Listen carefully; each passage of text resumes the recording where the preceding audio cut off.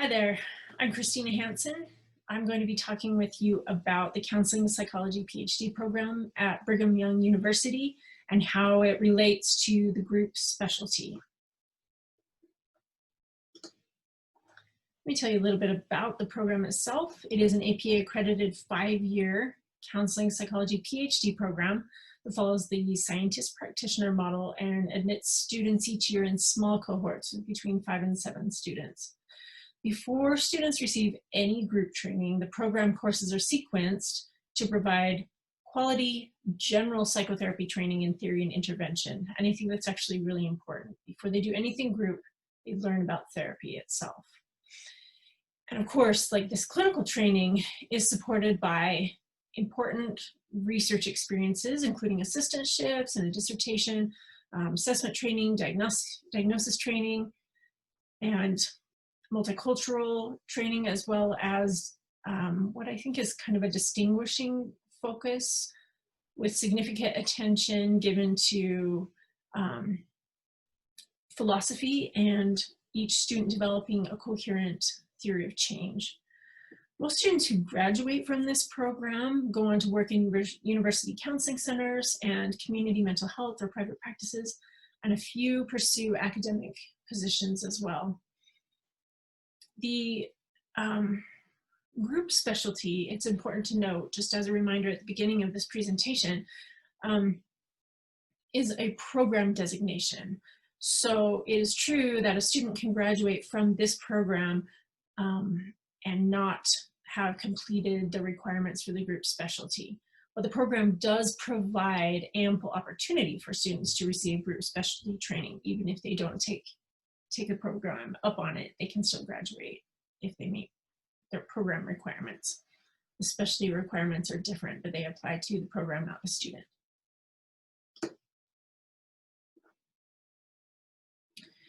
So in BYU's Counseling Psychology PhD program, group training comes from 2 required courses that all students take. There's a beginning group class and an advanced group class. And then of course their practicum and externship and internship experiences also contribute to those didactics.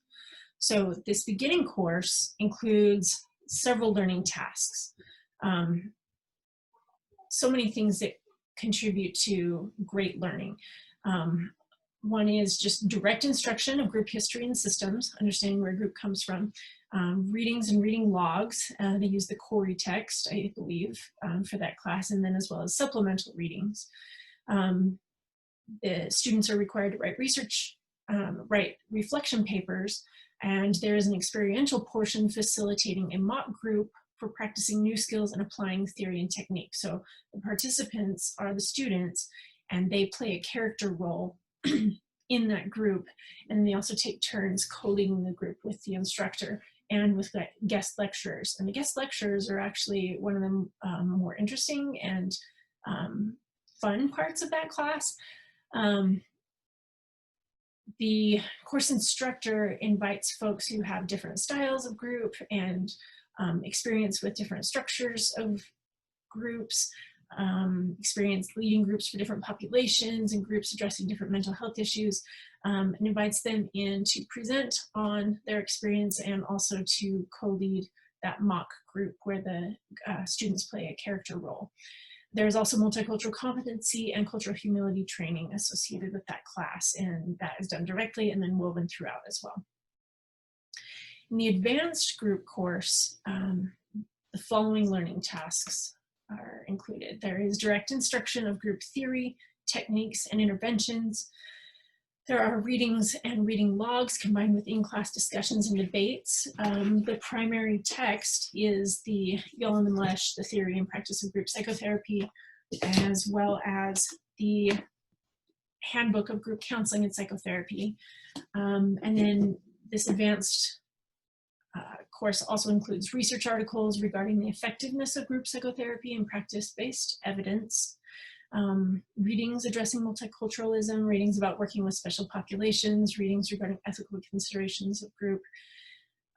There's an introduction to and practice using measures to support clinical judgment in group. Notice I said support, not replace. There are writing tasks that are reflection papers regarding students' in-group experiences and counter-transferences in order to foster the self-reflection required of therapists in training and therapists at any stage of their practice. There is a semester-long group conceptualization project. It sometimes has a creative component to help students recognize how group therapy fits with or contrasts the way they see the world, or how they are thinking about it in a way that fits with their theory of change. And then also there is an experiential portion of the class in which students participate in a pseudo group comprised of their cohort members. And remember, their cohorts are small, just five to seven students in each cohort each year. This experiential portion of the class is very clearly defined, such that there are boundaries and recognitions of ethical issues related to multiple relationships of the cohort members and the instructor, and it is not therapy, and it is sometimes a therapeutic experience, but is intended to be experiential and helps the participants, students, get experience with what a group would look like, even though it is not group. There's also a requirement to co-lead a process-oriented therapy group with a faculty member at their primary practicum site, which I will talk about in the next slide. Other didactic training comes through research opportunities to work with faculty and the Consortium for Group Research and Practice. Sometimes we call that C Group. The C Group often presents at the American Group Psychotherapy Association annual meeting, SPR, regional and international meetings, as well as APA meetings, and have an ongoing line of research regarding a whole bunch of different facets of group.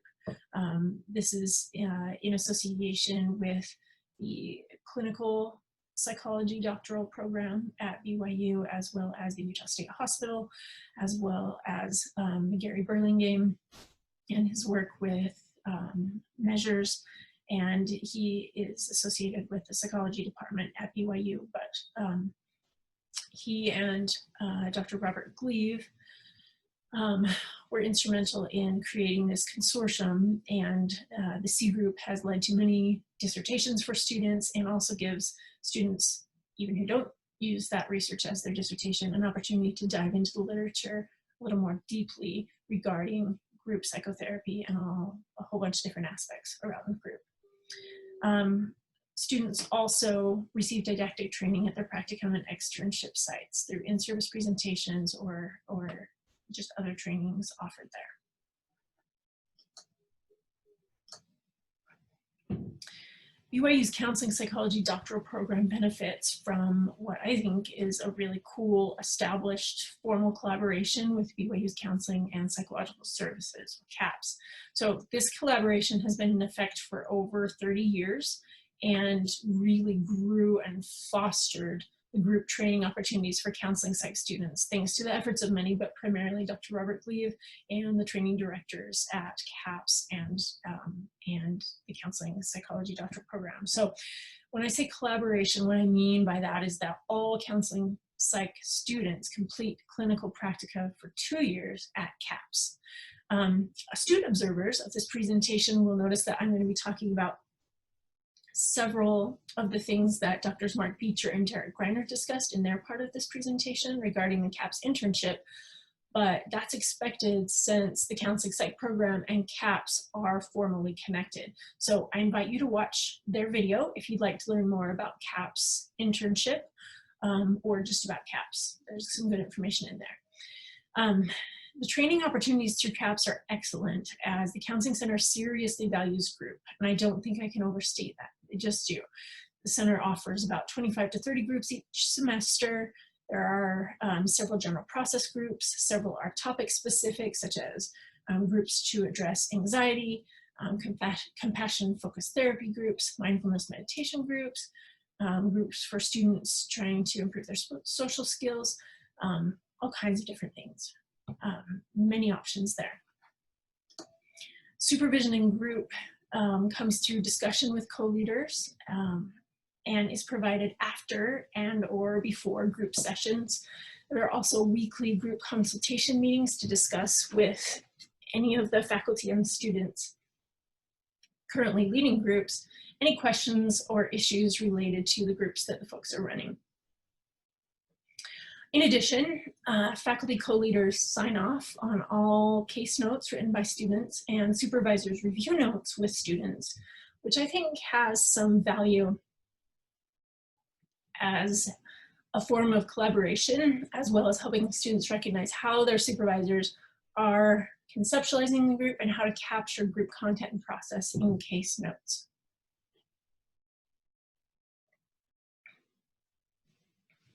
After those 2 years of practicum, counseling psych doctoral students have an option to extend to a 3rd year and do their externship at CAPS, or some choose to seek training at private practice groups in the area or community mental health centers that are nearby.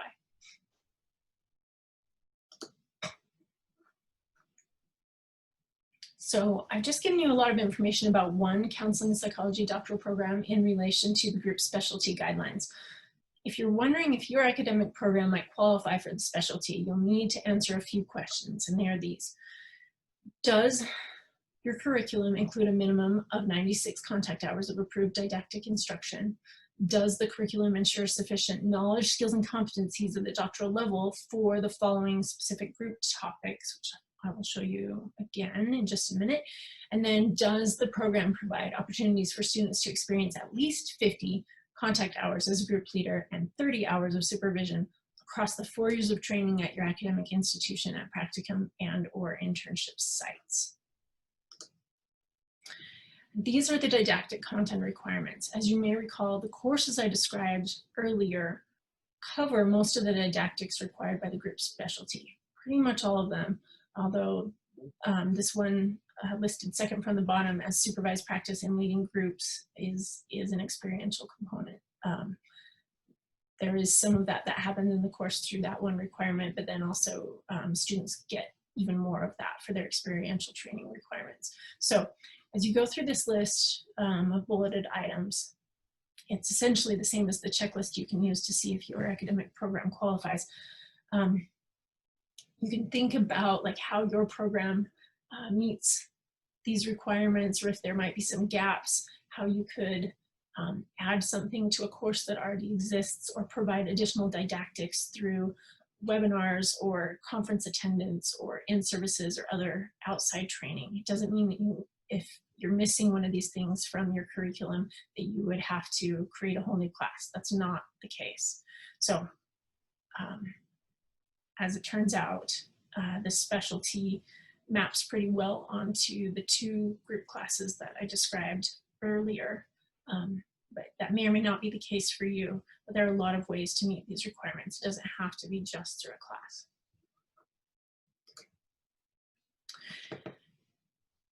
In my situation, working with the counseling psych doctoral program at BYU, the experiential training required for the specialty is fairly well integrated into the course requirements, but the students in this program do have to seek additional group experience in their practicum sites in order to earn sufficient contact and supervision hours for the specialty.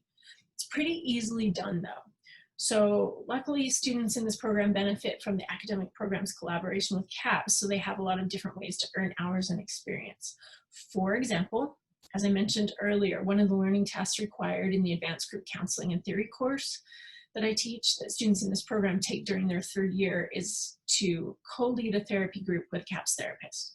So in just this one semester, most students can gain between 18 and 22 contact hours as a group co-leader, and between 6 and 8 hours of individual supervision in group, and potentially 15 more hours of group supervision if they participate in the weekly group consultation hours. Students who would like to say that they graduated with specialty training in group could co-lead with CAPS faculty therapy groups for 2 or more semesters and easily earn the hours of contact and supervision to meet the requirements of the specialty. They can get a lot of them done in the one class, but if they want to meet the requirements of the specialty, they will need to take advantage of group co-leadership opportunities in other semesters of their practicum experience. But it's pretty easily done and fairly well integrated. So you may consider how your academic program is similar or different to what I've just described, and how can students get the hours of direct service and supervision that they need in order to meet this requirement.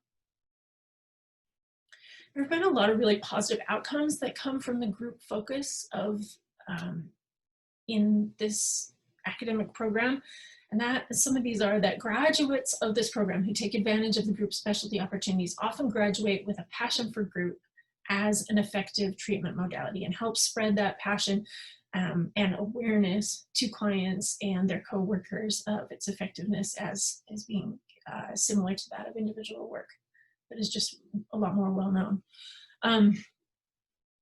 Student graduates also report improved confidence in their theory of change and the role of relationships in mental health and healing.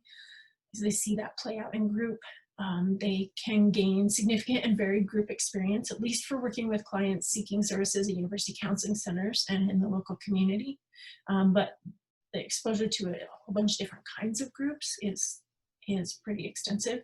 And then our graduates are also very well qualified to apply for and secure quality internships and group-focused postdoc training and often take group work into their careers.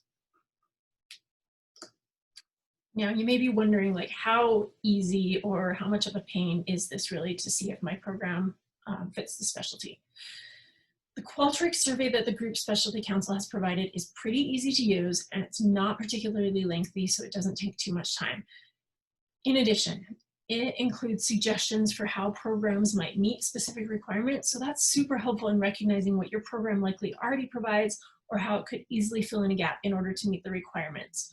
So I encourage you to give it a look. I hope my discussion of how just this one specific program at my university overlays with the specialty has been helpful as you're thinking about how your academic program might fit with the specialty designation. Good luck with this process.